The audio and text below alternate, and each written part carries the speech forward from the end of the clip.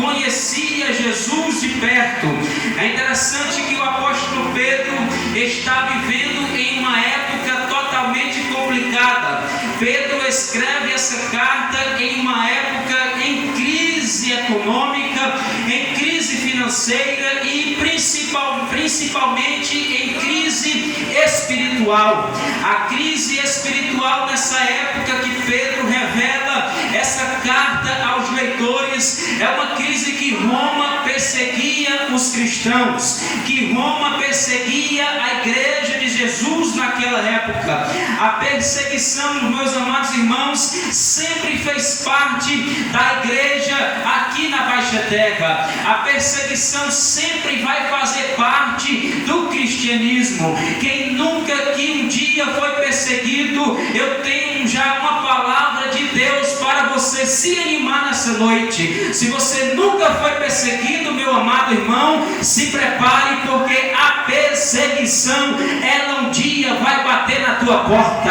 A perseguição, ela é verídica. A perseguição, ela é normal. A perseguição faz parte do cristianismo. A perseguição sempre fez parte da igreja aqui na Baixa Terra. Detalhe, nessa época que Pedro estava vivendo, Pedro estava pregando um evangelho genuíno da parte de Deus. Pedro estava pregando um evangelho verdadeiro. Pedro estava pregando um evangelho transparente. Pedro estava pregando um evangelho que transforma a vida do homem. Esse evangelho, meus amados irmãos, eu costumo dizer que o evangelho de Jesus, ele não tem mistura. O evangelho de Jesus não tem produto químico. O evangelho de Jesus, ele é transparente, verdadeiro e genuíno.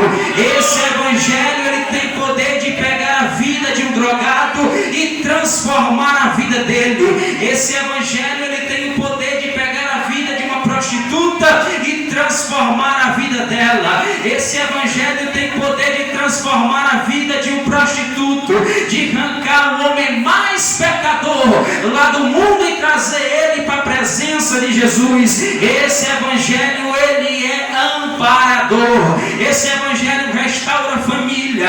Esse evangelho restaura casamento.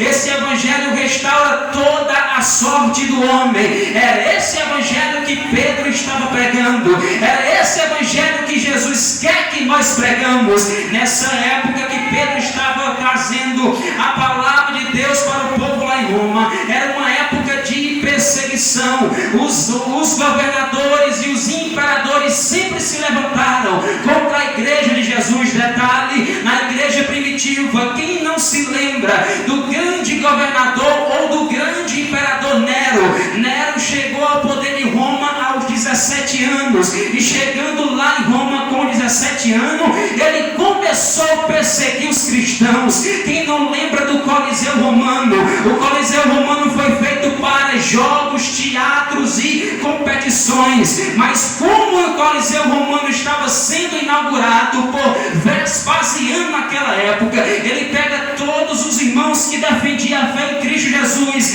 e lançaram lá no Coliseu Romano.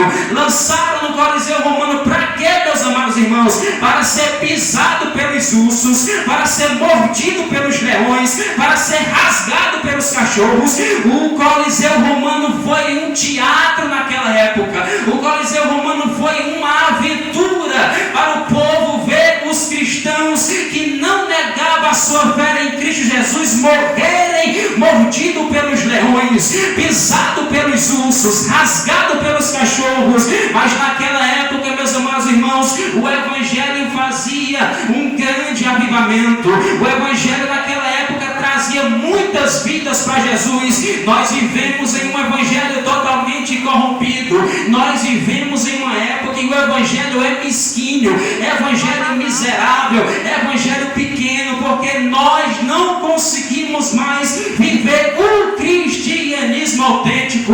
Naquela época os irmãos morriam pelo nome de Jesus. Naquela época os irmãos padeciam por causa do evangelho.